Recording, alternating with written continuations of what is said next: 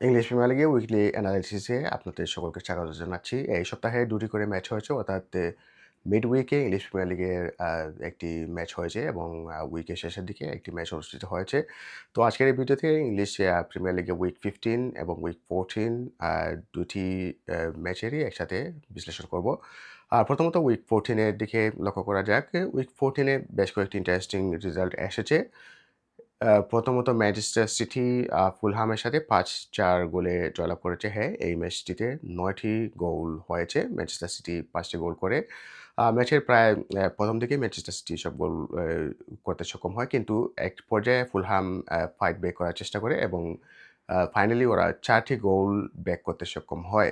এবং এটাই ম্যানচেস্টার সিটির জন্য খুবই লাকি একটি ডে, কারণ ওরা যদি এই ম্যাচটি ৫-৫ গোলে ড্র হতো তাহলে ম্যানচেস্টার সিটির জন্য ভেরি বিগ ব্লো হতো। কারণ ৫ গোল করেও জয়লাভ করতে না পারা একটি বড় বিষয়, বিশেষ করে ইংলিশ প্রিমিয়ার লিগে এবং ম্যানচেস্টার সিটির মতো একটি টিমের। ফুলহাম এই ম্যাচে ডিফেন্সিভলি খুবই ভালো খেলেছে বলা যাবে না। যে একই ভাবে ম্যানচেস্টার সিটিও ডিফেন্সিভলি খুবই বাজে একটি ম্যাচ খেলেছে, কিন্তু ফরচুনেটলি ওরা ৫ টি গোল করতে সক্ষম হয়েছে এবং এই ম্যাচটিও এট লিস্ট ওরা ড্র করেনি।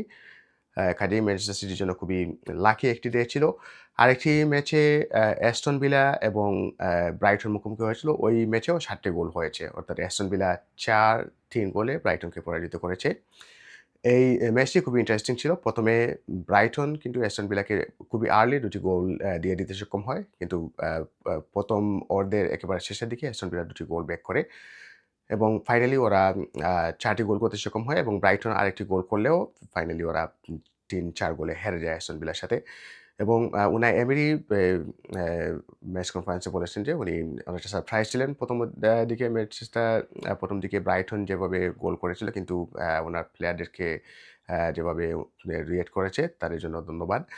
এবং আরেকটি গুরুত্বপূর্ণ ম্যাচে ম্যানচেস্টার ইউনাইটেড ১-১ গোলে ড্র করেছে ওয়েস্ট হামের সাথে। এটি অনেকটা সারপ্রাইজিং রেজাল্ট এসেছে। ম্যানচেস্টার ইউনাইটেড এটি নিজস্ব মাঠে খেলতেছিল এবং ওয়েস্ট হাম এই মৌসুমে তলানির দিকের একটি দল এবং ওরা আস্তে ফর্মে ফিরতেছে, কিন্তু স্টিল ওরা স্ট্রাগলিং। বিগত ম্যাচে ওরা লিভারপুলের সাথে পরাজিত হয়েছিল এবং এই ম্যাচটি অনেকে প্রত্যাশা করেছিলেন ম্যানচেস্টার ইউনাইটেড খুবই ইজিলি জয়লাভ করতে পারবে, কিন্তু ম্যানচেস্টার ইউনাইটেড ১-১ গোলে ড্র করে। ম্যাচের একেবারে শেষের দিকে ওয়েস্ট হাম একটি গোল করে সমতায় আ ফেরতে সক্ষম হয় এবং ফাইনালি ম্যানচেস্টার ইউনাইটেড আর গোল করে জয়লাভ করতে পারেনি। এই আ বর্তমানে আরেকটি বিষয় নিয়ে ইংলিশ প্রিমিয়ার লিগে খুবই মাতামাতি হচ্ছে, সেটি হচ্ছে লিভারপুল। আদারওয়াইজ এই ম্যাচটি যদি এভাবে স্ট্যান্ড করতো অ্যাজ অফ 3 উইকস এগো অর 4 উইকস এগো, কিন্তু ম্যানচেস্টার ইউনাইটেডের কোচ সম্পর্কে অনেক আলোচনা হতো এই মৌসুমে। আ বর্তমানে কিন্তু আ রুবেন আমরিম করতে বলা যায় অনেকটা লাকি যে আরেকটি বড় ক্রাইসিস সৃষ্টি হয়েছে ইংলিশ প্রিমিয়ার লিগে লিভারপুলে। কাজেই সবাই এখন লিভারপুল নিয়ে ব্যস্ত আছে। সেই ক্ষেত্রে রুবেন আমরিম একটু ফ্রি স্পেস পাচ্ছেন। তবে উনাকে অবশ্যই আ রেজাল্ট বেটার করতে হবে। এপ আ পরবর্তী এ এ আ উইক শেষে যে ম্যাচটি আসলে এখনো সেটা হয়নি। যদি এই ম্যাচটি ওলভসের সাথে ম্যানচেস্টার ইউনাইটেড জয়লাভ করতে না পারে, তাহলে আবার রুবেন আমরিমের জব সম্পর্কে অনেকটা আলোচনার সৃষ্টি হবে। তবে এখানে ম্যানচেস্টার ইউনাইটেডের ওনার একটি ভালো কাজ করেছেন। উনি পাবলিকলি স্টেটমেন্ট দিয়েছেন যে উনি রুবেন আমরিমকে 3 ইয়ার্স টাইম দিবেন এট লিস্ট। এরপর থেকে রুবেন আমরিমের জব নিয়ে অনেকটা আলোচনা বন্ধ হয়ে গেছে। বিশেষ করে ইংলিশ মিডিয়াতে। কাজেই এটা রুবেন আমরিমের জন্য একটি গোল্ডেন অপরচুনিটি। উনাকে অবশ্যই টিমের পারফরম্যান্স উন্নতি করতে হবে। তবে ম্যানচেস্টার ইউনাইটেডের যে সমস্যাটি হচ্ছে আমার দৃষ্টিকোণ থেকে, ডিফেন্সিভলি ওরা একটু weak, but still an average, কারণ ওদের খুবই কনসিস্টেন্ট একজন ডিফেন্ডার রয়েছেন, ডি লিট।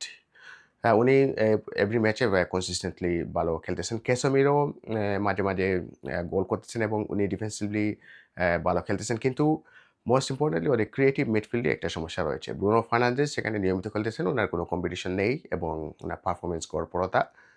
উনি অনেক সময় ক্রিয়েট করার থেকে গোল নিজে করার চেষ্টা করেন। সেজন্য অনেকটা সমস্যা হচ্ছে। আ আ স্ট্রাইকাররা কিন্তু ভালো বলের যোগান পাচ্ছেন না। ওদের খুবই পারফর্ম কয়েকজন স্ট্রাইকার রয়েছেন। এমব্রোমো, তারপর মেসন মাউন্ট, উনি অনেক সময় খেলতেছেন এবং আ আ চুনা উনি কিন্তু আ নিয়মিত খেলতেছেন না। তারপরও উনি ভালো একজন প্লেয়ার। সো এখন দেখার বিষয় হলো ম্যানচেস্টার ইউনাইটেড এই ক্রিয়েটিং মিডফিল্ডের পজিশনটার সমস্যার সমাধান করতে পারে কিনা। এটা যদি সমাধান হয় তাহলে এবং আরেকটি ডিফেন্সিভ মিডফিল্ডের একটি ইস্যু রয়েছে। যদি ক্যাসেমিরো ভালো খেলতে না পারেন তাহলে ম্যানচেস্টার ইউনাইটেড অনেকটা সাফার করতে হয়।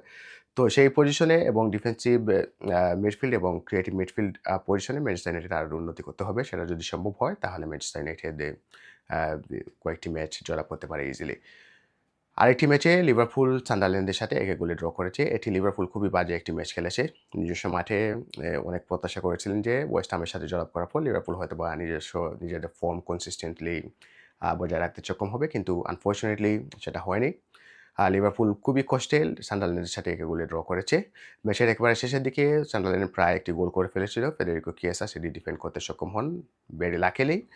কাজেই লিভারপুল এই ম্যাচ থেকে একটি পয়েন্ট আদায় করতে সক্ষম হয়। কিন্তু very unfortunate for Liverpool somehow something going রং এবং তারই প্রেক্ষাপটে ম্যাচের উইকের শেষে যে ম্যাচটি হয়েছিল লিভারপুল খেলেছিল লিডস ইউনাইটেডের বিপক্ষে। একটা সময় মনে হচ্ছিল লিভারপুল এই ম্যাচটি বের করে ফেলেছে। ইজিলি ওরা জয়লাভ করতে সক্ষম হবে। লিডস ইউনাইটেডকে ওরা দ্বিতীয়ার্ধের ১ম দিকে ২ টি গোল দিতে সক্ষম হয়। তারপর কি কারণে লিভারপুলের ডিফেন্ডাররা একটু আ ইজি হয়ে গিয়েছিলেন এবং লিডস ইউনাইটেড ২ টি গোল ব্যাক করতে সক্ষম হয় এবং ফাইনালি লিভারপুল ফ্যান্টাস্টিকলি একটি গোল করে আ ডমিনিক সবোসলাই এর মাধ্যমে ওরা আবার গোলের লিড নিয়ে নেয়। কিন্তু আনফরচুনেটলি ম্যাচের একেবারে শেষ মুহূর্তে লিভারপুল আরেকটি গোল কনসিড করে এবং এই ম্যাচটি ৩-৩ গোলে ড্র হয়। এই ম্যাচের ফলাফল এবং ম্যাচের খেলা দেখে আমার কাছে মনে হয়েছে লিভারপুল আসলে অ্যা অনেকে অনে এ লিভারপুলের কোচের অনেক ট্যাকটিক্স সম্পর্কে এখন প্রশ্ন তুলছেন। কিন্তু আমি মনে করি এখানে লিভারপুলের প্লেয়ারদের উপর সম্পূর্ণ দায়টা চাপানো উচিত। কারণ একটা পর্যায়ে লিভারপুলের প্লেয়াররা কিন্তু একটু গা ছাড়া ভাব হয়ে গিয়েছিলেন। বিশেষ করে ডিফেন্ডাররা এবং ইব্রাহিমা কোনাতে উনি বর্তমানে নিজের পারফরম্যান্স থেকে মাঠের বাইরে বিভিন্ন বিষয় নিয়ে বেশি আলোচিত হচ্ছেন। অর্থাৎ একটা সময় রিয়াল মাদ্রিদ ইব্রাহিমা কোনাতের দিকে অনেকটা ইন্টারেস্টেড ছিল। কিন্তু উনার রিসেন্ট পারফরম্যান্স এর কারণে আ রিয়াল মাদ্রিদ অফিসিয়ালি লিভারপুলের সাথে আলোচনা করেছে এবং ওরা কমপ্লিটলি না করে দিয়েছে যে ওরা ইব্রাহিমা কোনাতের প্রতি ইন্টারেস্টেড না। এবং উনার হাতে একটি অপশন রয়েছে লিভারপুলের হয়ে কন্ট্রাক্ট রিনিউ করার। কিন্তু মাঠের পারফরম্যান্সের অবস্থা খুবই বাজে। উনি একটি আ আ পেনাল্টি কনসিড করেছেন টাইব্রেক এবং ২য় গোলে এবং ৩য় গোলেও উনার অনেকটা দুর্বলতা ছিল। কাজেই আমার মনে হয় বর্তমান সময়ে ভার্জিল ভ্যান ডাইকের সাথে জো গোমেজকে অথবা এন্ডোকে খেলানো উচিত। আনফরচুনেটলি ওরা যে ডিফেন্ডার কিনেছিল গত মৌসুমে সামারে লিও নেই। উনি ইনজুরির কারণে বাইরে চলে যান অনেক দিনের জন্য।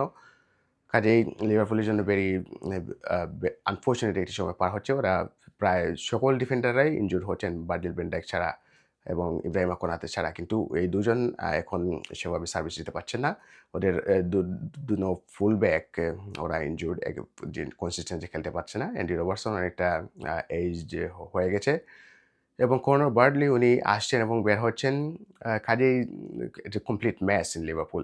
আমি আশা করি লিভারপুল সেই আ অবস্থা থেকে বের হবে। তবে আরেকটি ইন্টারেস্টিং ঘটনা ঘটেছে। মোহাম্মদ সালাহকে কিন্তু ৩ টি ম্যাচ থেকে স্টার্টিং 11 এ রাখা হচ্ছে না। এটা খুবই যৌক্তিক ফুটবলীয় দৃষ্টিকোণ থেকে দেখলে সেটা খুবই যৌক্তিক একটি সিদ্ধান্ত। কিন্তু মোহাম্মদ সালাহ উনি পাবলিকলি আ এটা মেসড আপ সৃষ্টি করেছেন। লিভারপুলে উনি পাবলিকলি স্টেটমেন্ট দিয়েছেন যে উনি ক্লাবে সিকিউর ফিল করতেছেন না এবং উনাকে আন্ডার দ্য বাস ফেলা হয়েছে। অর্থাৎ সকল ব্লেম উনার উপরে দেয়া হয়েছে এবং উনি ক্লাবের জন্য অনেক কিছু করেছেন। কিন্তু ক্লাব উনাকে যথাযথ সম্মান দিচ্ছে না। উনি খেলতে চান কিন্তু উনাকে খেলানো হচ্ছে না। আর্নে স্লটের সাথে উনার সম্পর্ক খুবই খারাপ হয়েছে। সো পাবলিকলি এসব মন্তব্য করার পর লিভারপুলে যে সিচুয়েশন সৃষ্টি হয়েছে সেটা খুবই টক্সিক। এখন আমার মনে হচ্ছিল একটা সময় যে লিভারপুল খুবই ইজিলি এই খারাপ ফর্মটা ওভারকাম করতে পারবে। কারণ ওদের হাতে অনেক প্লেয়ার রয়েছে, খুবই ভালো প্লেয়াররা রয়েছে এবং লিভারপুল স্টিল চ্যাম্পিয়নস টিম। কিন্তু মোহাম্মদ সালাহর এই পাবলিক স্টেটমেন্টের পর লিভারপুলের সেই ড্যামেজ কন্ট্রোল করা অনেকটা কঠিন হয়ে যাবে। এখন দেখার বিষয় হলো আর্নে স্লট এবং লিভারপুল ম্যানেজমেন্ট এই বিষয়টা কিভাবে হ্যান্ডেল করে। জানুয়ারির উইন্ডোতে মোহাম্মদ সালাহ লিভারপুল ছাড়ার একটি সম্ভাবনা রয়েছে এবং সেটি খুবই আ আ নিকটে। তো এখন দেখার বিষয় মোহাম্মদ সালাহ কি লিভারপুলের সাথে কন্টিনিউ করবেন ওনার কন্ট্রাক্ট নাকি উনি লিভারপুল ছেড়ে চলে যাবেন। সেটা সময় বলে দেবে। তবে Liverpool I feel very bad for them. ওরা খুবই মেসি একটা সিচুয়েশনের মধ্যে দিয়ে যাচ্ছে। এই সপ্তাহে আরেকটি ইন্টারেস্টিং ম্যাচে অ্যাস্টন ভিলা আর্সেনালকে পরাজিত করেছে। উইকের শেষে যে ম্যাচটি হয়েছিল, অ্যাস্টন ভিলা একেবারে ম্যাচের শেষের দিকে একটি গোল করে আর্সেনালকে ২-১ গোলে পরাজিত করে এবং এটা আর্সেনালের জন্য প্রাপ্য ছিল আমি মনে করি। আর্সেনালের একটা টেনডেন্সি রয়েছে এই মৌসুমে, বিশেষ করে কয়েক মৌসুম থেকে সেটা লক্ষ্য করা যাচ্ছে। ওরা যখন বিগ টিমের সাথে খেলে, ওরা আসলে জয়ের জন্য খেলে না। জাস্ট ওরা ম্যাচটি হারতে চায় না। তো এরকম যদি একটি মেন্টালিটি নিয়ে খেলা হয় বেশ কয়েকটি ম্যাচ, কিন্তু বড় টিমগুলো ওদেরকে হারিয়ে দিবে। সেটা আমরা দেখেছি মৌসুমের শুরুতে লিভারপুলের সাথে যে ম্যাচটি হয়েছিল, ওরা ড্র করার জন্য খেলছিল, কিন্তু ম্যাচের শেষের দিকে একটি গোল করে লিভারপুল জয়লাভ করে। আরেকটি ম্যাচে আমরা দেখেছি ম্যানচেস্টার সিটির সাথে ওরা ড্রয়ের জন্য খেলেছিল। Manchester city completely out of the box একটি ম্যাচ খেলে, কিন্তু ওদের সাথে ১-১ গোলে ড্র করে দেয়। এবং এই ম্যাচে আবারও একই ঘটনা ঘটেছে। চেলসির সাথে একই অবস্থা হয়েছিল। চেলসির সাথে ওরা জয়ের জন্য খেলেনি এবং চেলসির সাথে চেলসি 1 ম্যান ডাউন হওয়ার পরও কিন্তু ওরা ১-১ গোলে ড্র করে এবং এই ম্যাচটিও সেদিকে যাচ্ছিল, কিন্তু ম্যাচের শেষের দিকে অ্যাস্টন ভিলা ২-১ গোলে আর্সেনালকে পরাজিত করে এবং এটি ওদের প্রাপ্য। আমি আগেই বলেছিলাম আর্সেনাল কিন্তু প্রতিটি মৌসুমের শুরুর দিকে কিন্তু খুবই ভালো ফুটবল খেলে, কিন্তু যখন সময় গড়ায় এবং যখন প্রেশার ক্রিয়েট হয় ওরা কিন্তু স্ট্যান্ড আপ করতে পারে না এবং একই অবস্থা সৃষ্টি হচ্ছে এই মৌসুমে। ওদের ১ম স্থানে ওদের লিডটা কিন্তু অনেক বড় ছিল। আস্তে, আস্তে সেটা ৩ পয়েন্টে নেমে এসেছে। ম্যানচেস্টার সিটি ২য় পজিশনে চলে এসেছে এবং অ্যাস্টন ভিলা ৩য় পজিশনে রয়েছে। কাজেই আমার মনে হচ্ছে আর্সেনালের এই খারাপ সময়টা কিন্তু আস্তে, আস্তে শুরু হচ্ছে। ওদের মেন্টালিটি পরিবর্তন করতে হবে। ওদেরকে প্রতিটা ম্যাচ কিন্তু জয়ের জন্য খেলতে হবে। ওদের ট্যালেন্টের অভাব নেই। কিন্তু আই ডোন্ট নো আর্সেনালের কোচ আর্টেটা কি ট্যাকটিক্স নিয়ে এগোন এই প্রতিটি বড় ম্যাচে। I don't understand. ওদের যে মেন্টালিটিটা আমার বুঝে আসে না। তবে আর্সেনালের জন্য একটি বড় শিক্ষা হবে আমার মনে হয়। পরবর্তী ম্যাচে ওরা হয়তোবা বাউন্স ব্যাক করবে। তবে বড় টিমের সাথে ওদের প্রতিটা ম্যাচেই কোনো না কোনো সমস্যা হচ্ছে। কিন্তু লিগ জয়লাভ করতে হলে কিন্তু বড় ম্যাচ জয়লাভ করতে হবে। সেটা যদি না হয় তাহলে এই মৌসুমে আবার ম্যানচেস্টার সিটি চ্যাম্পিয়ন্স হবে। এবং আরেকটি ম্যাচে চেলসি বরমাউথের সাথে ০ গোলে ড্র করেছে। এভারটন এই সপ্তাহে ২টি ম্যাচে জয়লাভ করেছে। ১ম ম্যাচে ওরা আ আ ১-০ গোলে জয়লাভ করে বার্নলির সাথে এবং ২য় ম্যাচে ওরা ৩-০ গোলে নটিংহ্যাম ফরেস্টকে পরাজিত করে।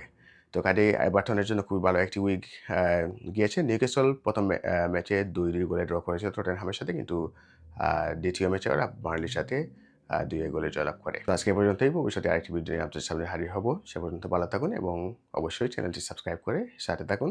ধন্যবাদ।